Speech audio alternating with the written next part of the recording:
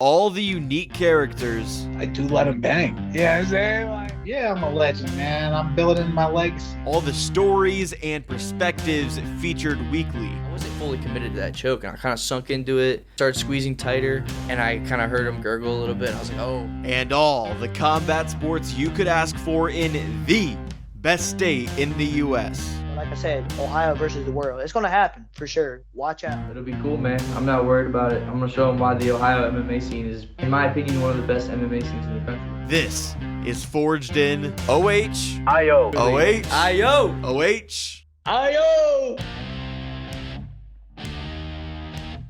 Hello, everyone, and welcome to episode 77 of Forged in Ohio. My name is Jake Murren, and I'm the host of the podcast. I appreciate all of your support lately as we had a stretch of repeat guests come on the show, some long overdue fighters and guests who have been making waves in mixed martial arts. And joining me today is a first-time guest and a fighter who has been making waves of their own on the amateur scene. He's a 6-4 amateur fighter who was recently crowned as the Made Men Promotions Featherweight Champion. It's the one and only Clint Ewing out of Youngstown, Brazilian Jiu-Jitsu. Thanks for coming on the show, Clint, and welcome to Forged in Ohio. Hey, thank you for having me. Yeah. Really appreciate this opportunity. Of course, man. I appreciate you coming on the show. Let's start with your last fight where you won the Made Men Promotions Amateur Featherweight Championship against Matt Dugan. It was yet another submission win on your record. Can you walk me through that finishing sequence in the second round where you secured that rear naked choke? Well, anytime, any grappler, that's what my main focus is in my martial arts is grappling. It's my strong suit. So our dream is always, get the back whenever you can. You always got to finish it right then and there. That's the best position to be in at the end of the day in an MMA match. But to get that opportunity to get his back, my game plan going into that fight was, to stay close, clench a lot, take him down. I did not want to, stand up with him because he was a little bit taller than me and he's got a lot more reach. So I did not want to play that game as much as I wanted to, still practice and see where my game is in that area. But I was just extremely lucky, very thankful that I was able to get to that position after taking him down not once, but twice again, and just to end up there. So I had to make the best of it. And I never have very strong suit going all the way with the judges. So just got to stick to the game plan and do what's got to be done. So when you secure that position and you take his back, how confident are you that you'll be able to attack some type of submission and get the fight finished there and then? To be honest, I'm extremely confident. Not just saying that to brag, like, hey, I got your back. I'm actually gonna finish you here no matter what. It's just I'm very thankful for my coaches and aka my teachers. Without them, I would have never known how to stay in this position, how to like conquer, dominate, how to make your opponent think things that aren't even happening or what they're about to do. Like you're thinking 2 steps ahead. Like the whole game of being on the ground is a chess game. So you're out manipulating your opponent. You're making them think different thoughts when they think they're about to be safe. They're not. But like I said, I'm just very thankful and everything just ended perfectly, which I couldn't have asked to be any better. So very thankful. Your opponent, Matt Dugan, came in having won 5 of his last 6 fights. How confident were you just in the matchup itself and how your styles clashed that you were going to be able to get the win like you did?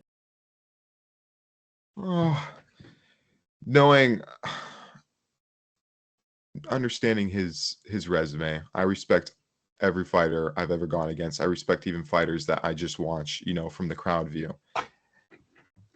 Everybody's doing their hard work. Everyone's got their discipline. Everyone is trying to chase a dream at the end of the day. So you got to respect each other.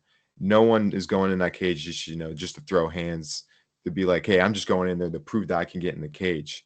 No, I'm going in there to prove that I'm better than that other person. I'm going in there because I want to chase something down the line. I have a goal I want to achieve. So to go in there, I've gone against so many tough opponents, and I all treat them the same every single time. I always think at the end of the day, I know they can beat me. I know they can finish me if they want to. There's always an opening, no matter what you're doing, standing up, on the ground, clenched, anywhere. There's always an opening. So you always got to respect whoever you're going up against. I'm not a cocky person at all. I'll get irritated if I make a mistake in the fight because I'd be like, oh, I knew I could have beat that guy. But at the end of the day, after those 3 rounds, 3 minutes, they got the better of me, right? I lost that for a reason. I made the mistakes, not them. They did what was right. I did what was wrong. Just got to move on and get better, do better. That's the whole part of this game. Even if you lose, you learn from your losses. You don't learn from your wins. If you keep winning, are you ever going to understand what was real and what's not? So, yeah, you learn. You learn. Yeah, I think that's the biggest thing, right? In this game is learning from those losses. That way you don't replicate those mistakes in future fights and be able to grow as a mixed martial artist. Your record 6-4 as an amateur, but those 4 losses coming against super tough opponents, and we've seen how your game has evolved throughout your career. How much have you learned through 10 fights in your amateur career to where you are now and, I guess on the precipice of becoming a pro fighter? I've learned a lot. And there's still so much more for me to learn. I always say, like, everybody I've ever talked to, it's like the only fight they ever really bring up is my first one against Max Metzger. And like I always say, that being my first fight was definitely like the best one because it awakened me. It made me see like how bad I really was going in that cage and how different like the MMA world really was, because I was coming from a Taekwondo background in a way, only knowing a little bit of jiu-jitsu at the time. But I came to realize how really impactful wrestling was in that area because, if people are going to get punched in the face, well, what's the counter to that? They're just going to come, body lock you, grab you. They just going to get their hands on you because you can't punch them in the face at the end of that. And then boom, they take you to the ground. And now you get to work a completely different game. So understanding getting tossed around like a rag doll at the end of the day, that, like I said, helped alert me, helped get me to understand that I had to learn a brand new game to the triangle, basically call it like striking up top. Then you work your way down, you got wrestling, and then you got jiu-jitsu. And that's the triangle of MMA, at least the way I see it. But you learn a lot, man. I'm always thankful. I always say with my wins, with my losses, I always take with what I get. And at the end of the day, there's nothing I'm taking for granted. I just very, very happy the way everything's worked out. So, yeah. Yeah, my goodness. Have you What a always career. had that mindset, or maybe early on when you're losing some of those fights, you feel more defeated rather than, oh, it's kind of fun to actually learn those other things and become more well-balanced in that triangle that you just detailed for us? That's a very good question. I'll be honest with you, just to tell a little insight on me. My third fight was against another very great opponent, a phenomenal striker.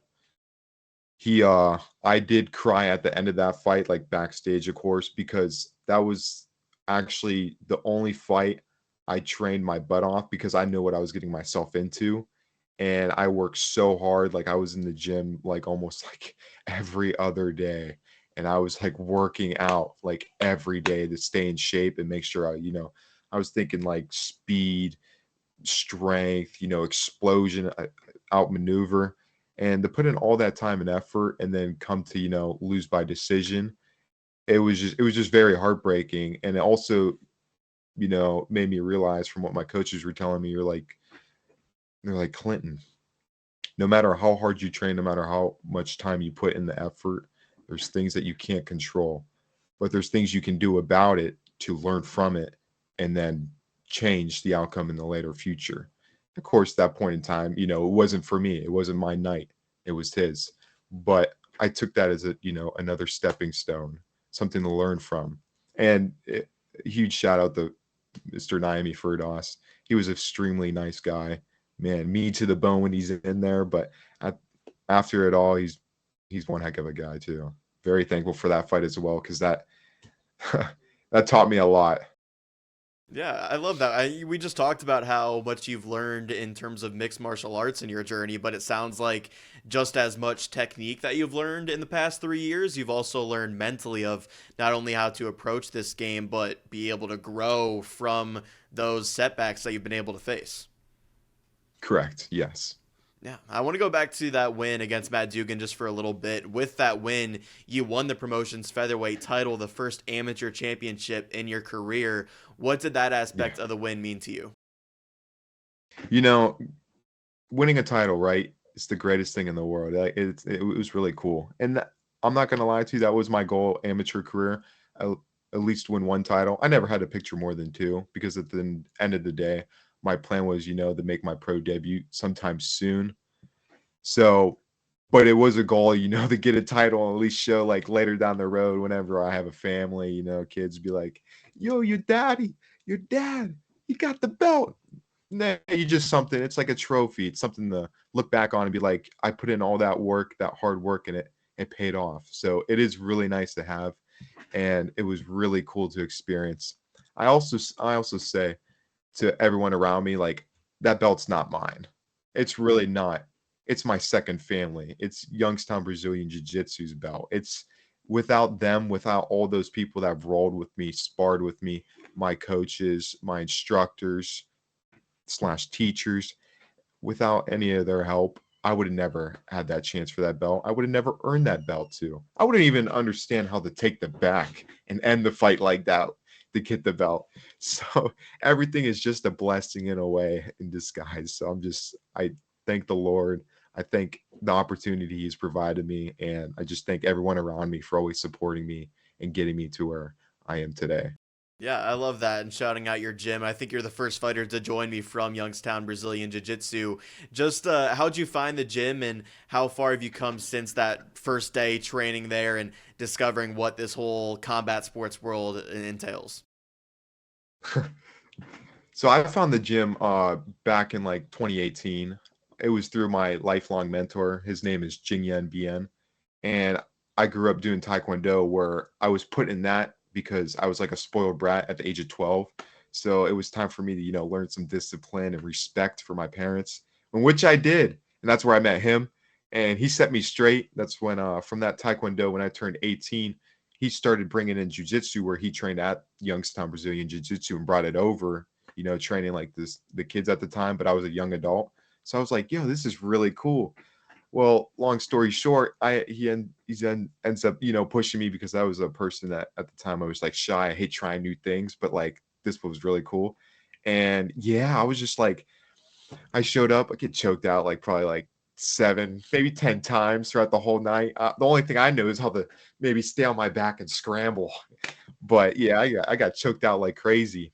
And even leading up to that same not that same week, but the next week of my first time being there, on a Saturday, I actually got put to sleep because I was wearing my Taekwondo gi. I didn't own an actual Jiu-Jitsu gi at the time, and it was so, thin.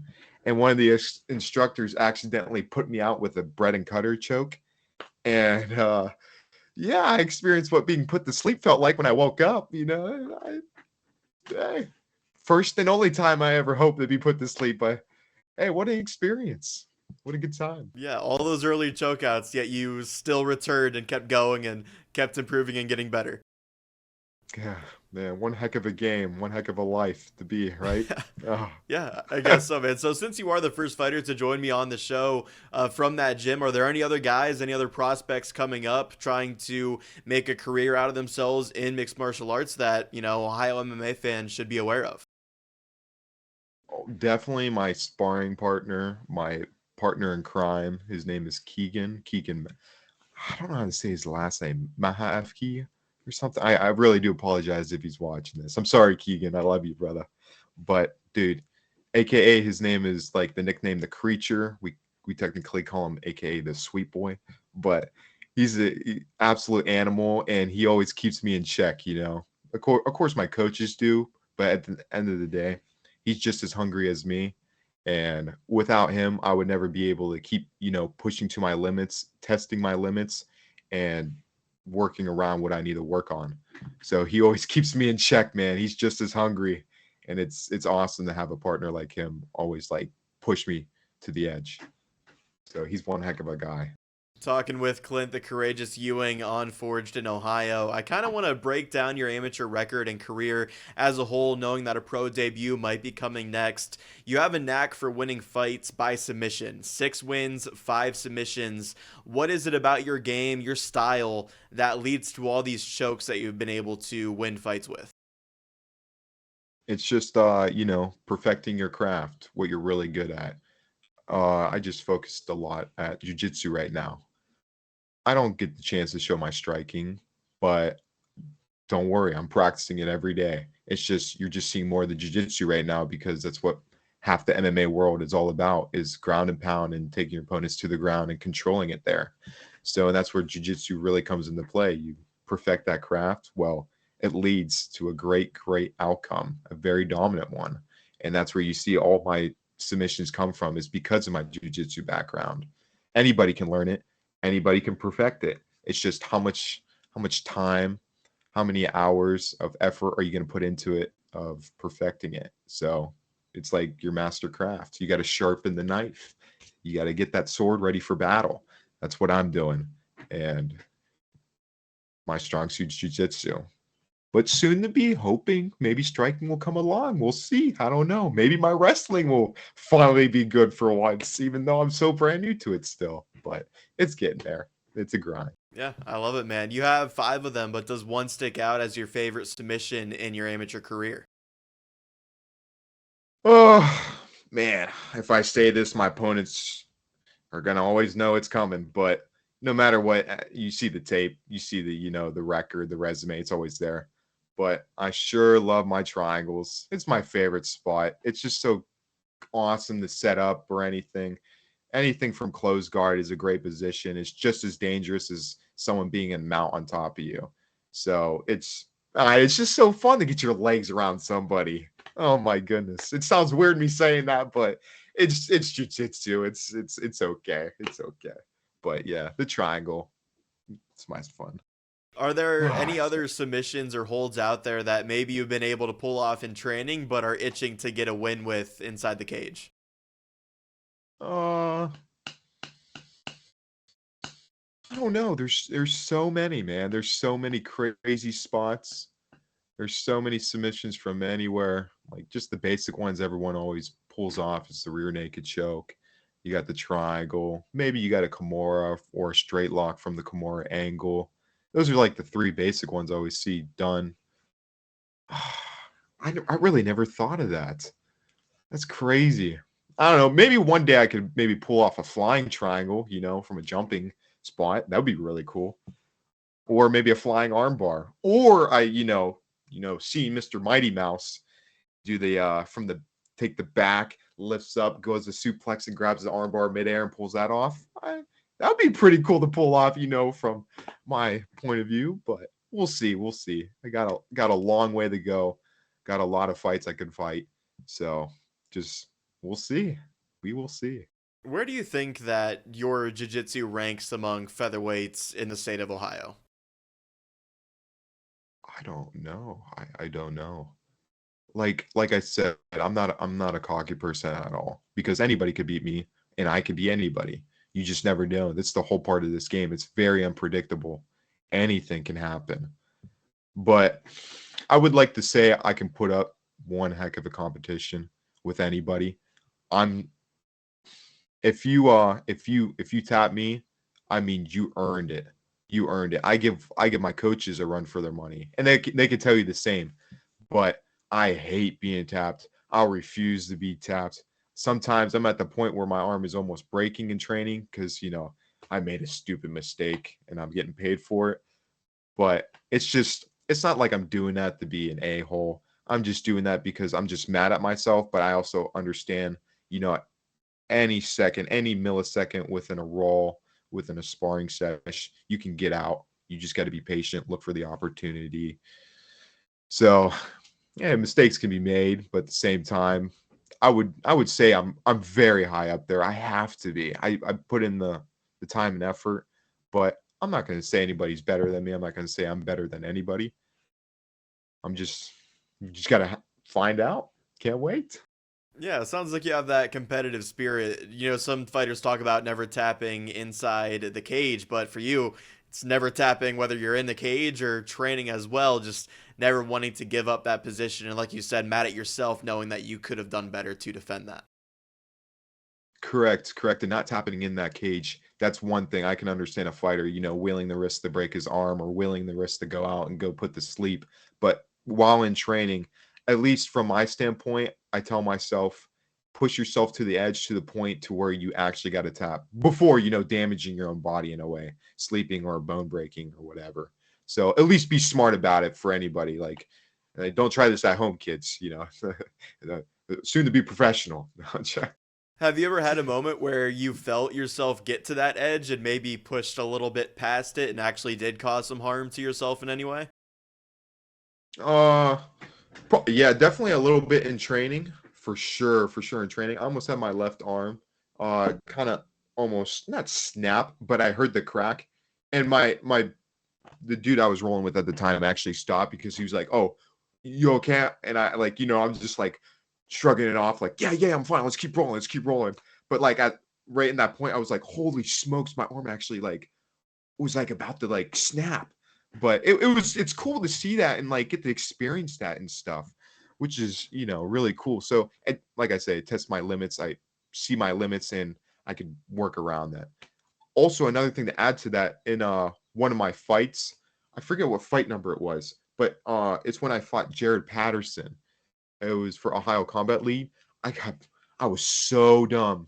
I mean, like, I understand his arms were featherweights and all, and had a longer reach, but his arms were a little bit skinnier than mine. But dude, his rear naked choke slipped right under my neck in the first round, and I was like, "Oh, shit!" I was like, "Oh shit!" I was like, "Am I about to get tapped out for the first time?" I tell myself, I would, the only time I will ever like really like cry or be so mad to myself is if I ever get tapped out or knocked out, because there should be never a time that happens. As long as you train, and do what you got to do, that should never happen, because it's your game plan. It's you versus them. But when he got that arm slipped up and he got that hand behind my head, I'm looking right at my coach, and I'm like digging for the backhand. He's like, "Clinton, dig for the backhand, grab the backhand." And I was just like, of course, everything was happening within seconds, because the fight, to get choked out, you really only need 3, maybe 5 seconds at most if you put to sleep, depending on how tight the choke was. And at the same time in that fight, I got the ref looking at me. He's like, "Clinton, I need you to give me a thumbs up. Are you okay?" And I'm like reaching with both my hands back here to grab Jared's top hand from behind my head to keep the choke in, just so I can finally breathe. And this dude wants me to give him a thumbs up. Well, I got to reach with both. And this dude's got both his hands behind my head. Very difficult position. Oh man, I look back at the tape all the time, because that was my biggest mistake I ever made in a fight. But I was able, thankfully, I won that fight. And later in that round, surprisingly, he slipped into a triangle, which I was so thankful for. But at the same time, I definitely lost that first round, and that was not a good start to a fight. But yeah, man, when I did the thumbs up, the crowd that came for him thought I tapped, but I was giving a thumbs up to the ref because he was asking for it. But yeah, one thing led to another. I was able to get that hand out, was able to breathe on the right side of my neck, then slipped, got both hands out, and then was able to work the escape from there. But yeah, dude, anything's possible. Like I said, anything's possible in this game. You always got to be ready. Always. Yeah, that's a crazy story, man. It's not too common to see an amateur fighter take 10 fights. We see guys turn pro with far fewer fights nowadays. Why wait until now in your career to make that transition and to turn pro? I think it's also at the same time of understanding I don't want to make a mistake when I turn pro. I think a lot of people in the amateurs, I'm not saying they fail to realize it, but I feel like they do. And I was failing to realize this going through it. But my coach always made sure to remind me after every single fight, "Clinton, this is amateurs. This is practice. At the end of the day, this has no impact on your fighter resume. Of course, in a way, you got to, prove to the Ohio State Athletic Commission, if you go pro through them, that why you deserve to go pro if you have a below winning record. But still, once you go pro, everything resets. Nobody cares about your amateurs anymore. Nobody cares. So once you got to make the most of it when you go pro, that's permanent. It's your report card. It's your college degrees coming in. Are you going to get that? You going to graduate? So I was just making sure every step I took, every fight I took, I wanted to make sure, is this part of my game good? Is this part of my game good? Is that part of my game good? So, and there's still tons of weaknesses to my game. Nobody's a perfect fighter. No one's a complete fighter. They always have one little spot opening. They always have one little weakness. Anybody can find it. It's just how much time you put in to research, watch video, watch tape on them. It's part of the game. How much are you looking forward to future fights not being practice anymore, being pro fights that count towards that record, that report card, like you were saying? I'm very excited. I'm very am. But at the same time, of course, I'm nervous, but it's a good nervous. Going into a fight, I feel like if you're not nervous, it's a little bit more risky because you're not aware of everything that's the possibility of that could happen. But having that nervousness behind going into a fight, that's what it creates, that adrenaline, right? You don't want to get too nervous to where you create the adrenaline dump, but being just a little nervous, but also always telling yourself and remembering why you're here and why you're doing this, that gives you that good enough, drive to remember what you're really fighting for. So I'm just going to make the most of my career, my career pro run, and I can't wait to see what it's all about. Of course, I got dreams, I would love to, make a UFC run if that's ever in my eyesight, I get the chance. I'll make the most of it. I promise you that. But if anything comes along the way, you got other big promotions just as big. You got the PFL that owns not only, the PFL itself and Bellator, but you also got one championship, very respectable, crazy fighters in that promotion. So whichever ones, of course, there's regional promotions throughout the whole country that are just as big, but not big as the big stage name ones. So got to make the most of it. Hope to get my name out there and spread the love and the name of the courageous. So Yeah, for sure. hoping for the best. I think you did a good job of that as an amateur, now transitioning into the pro ranks. You mentioned those nerves. Do you think those nerves will go away at least a little bit after the pro debut? Like the debut is where most of that lies, and then after that you can kind of settle into, okay, I'm a pro fighter, whether it be 1-0 or 0-1. Whatever happens. Like I said, of course it'll suck if you go 0-1 because it's your pro career. It's permanent now. If you go 1-0, hey, what a great way to start. But yeah, nerves are nerves. You can't ever get rid of them. The toughest guy in the world, he's got nerves. There's no way you're going in with another bad dude in that cage that wants to fight. Basically wants to kill you because he's got to get through you to get to his goal. So it's two meteors, trying to impact. It's going to create one big explosion. Which one's going to come out, surviving at the end of the day? So, I'm going to be nervous no matter what, and whatever ends up happening happens, and I'll move on from it. Of course, I don't want to lose. Golly, that would suck. But I'll learn from it. I'll move on. I'll progress, and I will go back into that gym, and I will put in the work and the time and the effort to make sure if I don't even it out, I'll progress through it and get even better. So you live and learn. It's part of the game. You fought some high-level competition as an amateur with losses coming against guys who are now pro or are pretty successful, right? How important was testing yourself as an amateur and preparing to become pro by testing yourself against those tough opponents? It was very mandatory. If I would have never done that, I don't I don't think I would. I don't know. I would probably go into this with a completely different mindset, right? But it's just the way I've always thought. It's just the way I've always been with sports and overall. I always want to outwork the other person or outwork the other team, whatever sport you're playing. So getting that tough competition, getting those tough opponents, getting that chance to, get in that cage with them and just build that confidence of knowing, hey, Clinton, you're just as good as them. There's nothing crazy about them. And just getting that reassurance just for like not only me, but if it's like you going in that cage, just knowing you're like, hey, I actually went toe to toe with this guy all the way to the end. I might have not won, or you did win, but like I never thought I could do it.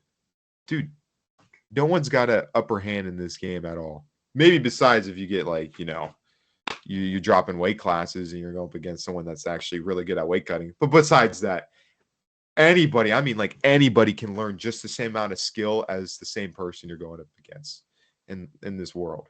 It's just how much time and effort you want to put into it. It's you.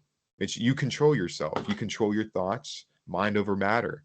It's just, do you want to be at home today, you're sitting on the couch watching sports, or do you want to be in the gym, having somebody watch you do sports? So, yeah, it's your life. You live it. One life, live it. Make the best of it. Yeah, I love that message. Your amateur career spanned 3 years with more highs than there were lows. Do you have any crazy stories from your time competing as an amateur fighter? Uh, it was probably the Jared one by far, almost like he had the rear naked choke on. I won't deny it. Neither will my coach. Neither will me. I won't. That was on. I was just very thankful that I was able to get it off. Man, it's crazy. It's crazy to be to go through this game and meet fighters, and fight fighters that ah I know I've said it multiple times, but man, they're fighting for just, if not the same goal, just to something that means even more. So you're going in there unexpecting the most unexpected because you just don't know what's going to happen. But I'm just thankful for all my fights. Every fight's a crazy story to me, even if it's boring and it just went to the decision. Hey, a fight's a fight, and it's completely different from it being out in the street. Out in the street, most people, don't have that 50-50 shot.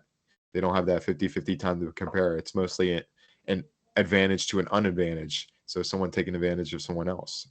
So just see what it's like to be 50-50 against someone else and see what's going to happen. Man, the man of unknowing. Wow. Don't know. Once again, we're joined crazy. by Clint the Courageous Ewing on Forged in Ohio. I think your social media is one of the better follows in all of Ohio MMA. You write long and insightful posts before and after fights, updating your record and letting your supporters know how you're feeling. I love it, but I'm curious why you almost document your career the way you do on social media. I document it the way because I want memories to be memories. I want it to be known forever.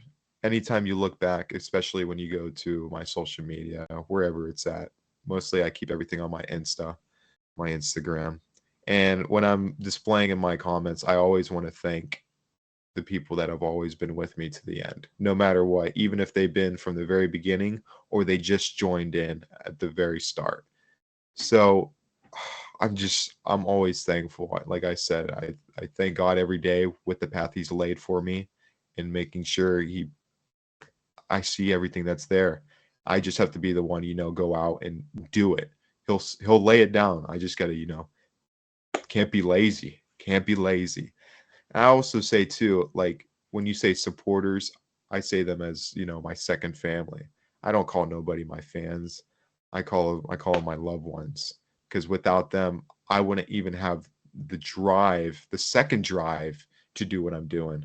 Of course, I have a dream to be what I want to be, but it's so amazing the love you get from everyone around you that just wants to support you and be there with you.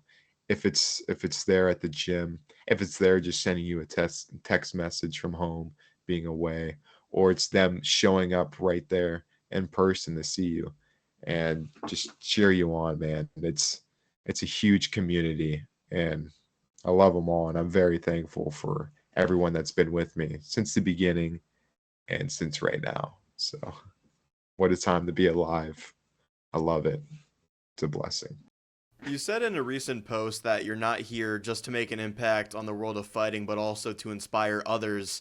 Almost every fighter has to have some degree of selfishness going after their goals, but for you, why is also inspiring others in that second family of yours so important? You know, growing up too, the reason why I guess you could say, I needed discipline when I was 12 years old to go into that martial arts camp, it was also like I was a huge class clown growing up through school, all through elementary, from kindergarten too. I just love putting smiles on people's faces. Of course, you might have think I love the attention. Don't get me wrong, I did. I love the attention. I feed off the energy. But it's just at the end of the day, whenever I like make someone laugh and smile, it's like the greatest feeling in the world. If it's just one person or if it's multiple. So I always spread that message to anybody I ever meet. I always spread as much love as I can because I know there's millions of people out there that are living tough lives and don't have the same life as other people. Don't even have the same life as me. Everyone lives a different life. So as long as I can just, inspire, ignite that spark within them, to help them get through another day. They might be feeling down or they might be feeling like beat up. I'm just here to, let them know, like, don't give up. There's always tomorrow and there's always the next day. Today, yesterday, the past week might have been rough, but keep pushing through because great things are going to happen as long as you don't give up. Stay relentless. So that's what I do. And I also, I play video games on the side as well. So I have a little Twitch area too where I reached out to people that all across the world that like have tuned in before. And I've had people talk to me and I always keep their energy levels high too. That's what's got me into it even more. So I always spread the message, not even here just in my local hometown, local area, but all throughout the world, from the USA to like Sweden, got even the UK and even Australia. So it's really cool seeing how, the way of social media really works behind it. It's absolutely amazing who you can reach out and actually help out in their life, just all over the world. So I'm thankful for that. And I'm thankful for them for reaching out to me too. So I'm always here to inspire, no matter what, to the day I die. Yeah, spreading good vibes worldwide, man. I love that. And it sounds like, that Twitch and gaming, do you actually go live and stream what you do? Correct. Yes. I go live, play just basic 2 video games. You got everybody loves Fortnite. And then I also just play Rainbow Six Siege.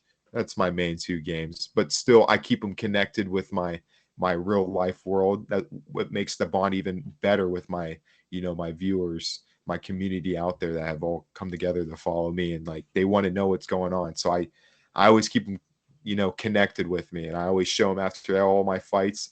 I get my fight for them and then I show them up on my stream, and it's awesome. It's like I said, they're my second family. I got tons of people everywhere, right? And they're not no fans. They're my family at the end of the day. I love them all, and I'm grateful for them. I mentioned goals a little earlier, and you talk about them a lot on social media. What are some of your goals in mixed martial arts? Goals, man. Goals. Well, the number one goal, the dream, is be the champion of the world, and that would be really awesome if it could be on the UFC because it's the most well known. But if it's the PFL or the Bellator or even one championship, you get a championship in any of those promotions, I'm pretty sure you can get your shot in another promotion once your contract's free. So any opportunity I'm going to stride to be champion of the world. And if not in that one promotion, I'm going to do it in the next. Whatever opportunity I get, I'm going to make the most of it. So it's a grind. A lot of hungry people out there, man. A lot of people that want to punch me in the face. So I'll let them know now. If you want to punch me in the face, don't be mad at me if I give you a hug. Okay? Don't be mad.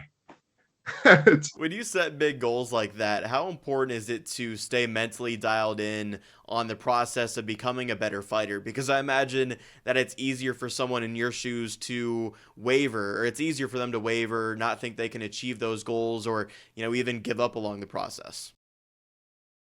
Yeah, it's just having those people that, support you, also keep you in check. You need somebody, whenever you're training that can beat you.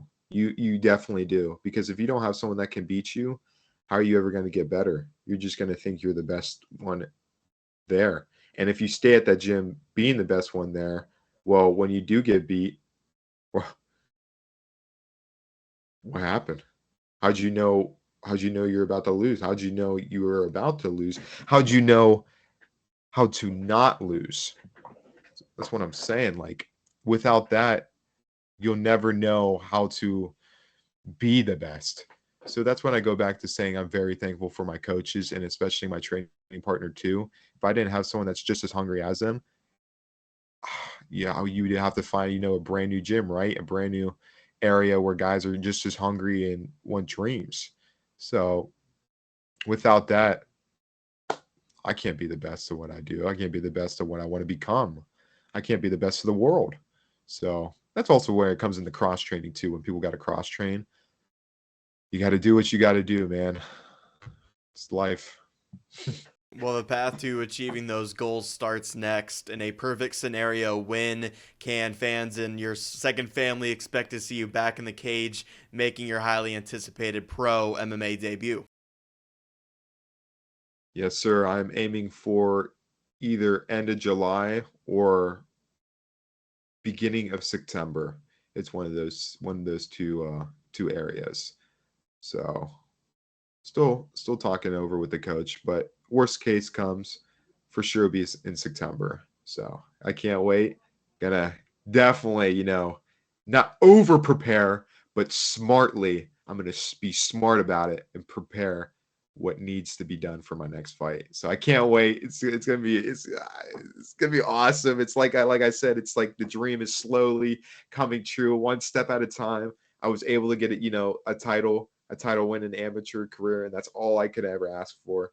I had two other shots, which was crazy, right? And I was just going into like my third amateur career, just thinking. I was like, for the shot, I was like, hey, third time's a charm, right? It's gotta be third time's a charm, please. So like for that to happen and everything work out, just so thankful, very blessed. So on to the next. Can let all the pros out there know in the featherweight division or even in the bantamweight division. Clinton's coming, and this smile is not disappearing. Let me tell you. Just wait. I can't wait to see y'all. My oh my. Last one for you, Matt. I know a lot changes when fighters turn pro. What can people expect out of Clint, the courageous Ewing, as a pro mixed martial artist? Man, I guess you can always expect my smile never to disappear. No matter how tough it is, no matter where I go, it'll always be here. Always here for you. If you love it, if you hate it, I'm sorry. I love you. Either way, I can't wait. I can't wait. I can't wait, man. It's a blessing. Woo! So we'll see. We'll see. Like I said, everything is spontaneous. Everything is unpredictable in this game. The most unexpected could be the most expected, but we'll just have to wait and find out. All right, man. Before we wrap up, anything you want to shout out here at the back end of the show? Yeah, always I always got to shout out my gym, Ohio Brazilian Jiu-Jitsu, aka Youngstown Brazilian Jiu-Jitsu. Very thankful for them. I'm very thankful, with all the guys, with all my supporters there, my family, my coaches, my instructors, my sparring partners. Without them, I would never be able to be at where I'm at today. individual shout outs, of course, just small little names. Keegan, my training partner. I got Mr. Andrew Murray, my other coach. I got George Talaganis, my main coach. I got Spats. I got my lifelong mentor, Jing Yen Bien. And I got all the other guys, the owner, Mr. Tony, and you got tons of great guys out there. And I got to always thank, my original family, my mama, my mommy, my mother. Love her. She's always been with me till the very end. I'm so thankful for her. And I'm thankful for, my brothers, my sisters, and my dad too. So I love them all. And I'm going to make the most out of my dream and carry them all with me till the promised land. So can't wait. There you have it. Thanks again, Clint, for coming on the show. Congrats again on your big title win, and I'm looking forward to seeing what you do in the future as a pro fighter. I'll get you out of here with this. I do it with all fighters who join the show. It's with the OHIO chant. So, OH. Ohio! Thanks, Clint. Ohio! Yes, sir. I love the passion there. I appreciate you coming on. I can't wait to see what the future holds for you, and we'll connect again on here down the line. Thank you, man. Thank you for having me. Much love. That was Clint Ewing, the 6-4 amateur fighter and Made Men Promotions featherweight champion. The jiu-jitsu of Clint Ewing is unmatched. It's truly remarkable seeing what he can do in there, and it's no surprise that 5 of his 6 wins have come via submission, but now it sounds like all that's going to be in the rearview mirror as Clint joins the pro ranks, and what a prospect he's going to become when he officially makes that pro debut. That's going to do it for episode 77 of Forged in Ohio. As always, I ask that you download episodes wherever you're listening, or if you're watching on the Forged in Ohio YouTube channel, like the video and subscribe to the channel if you aren't already. And for more Forged in Ohio content, you can find the show on Instagram and Facebook at Forged in Ohio. Thank you all for watching or tuning in. As always, I've been your host, Jake Murren, and this was Forged in Ohio.